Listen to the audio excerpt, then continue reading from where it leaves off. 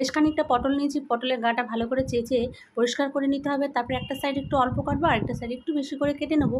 নিয়ে মুখটা ভালো করে পরিষ্কার করে ধুয়ে নেবো। আজকে টোপর ভরা পটল বানাবো।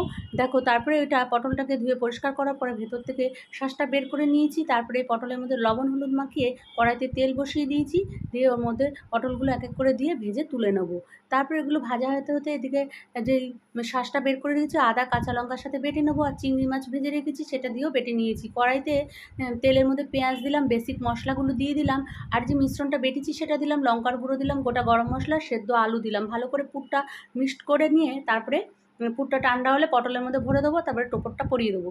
তারপরে একটা মশলা করে নেবো হচ্ছে টক দই, আর রয়েছে হচ্ছে কাজু বাদাম, আদা কাঁচা লঙ্কা একসাথে পেস্ট করে নিয়েছি। কড়াইতে তেলের মধ্যে জিরে তেজপাতা গোটা গরম মশলা ফোড়ন দিলাম, মশলাটা দিয়ে দিলাম, নুন হলুদ দিয়ে দিলাম, আর একটু লঙ্কার গুঁড়ো দিলাম, আর টমেটো বেটে রেখেছি সেটা দিলাম, একটু মিষ্টি ফেলে দিলাম, জল গরম করে রেখেছি সেটা দিলাম। দেওয়ার পরে ভালো করে ফুটে উঠলে পটলগুলো দিয়ে ঘি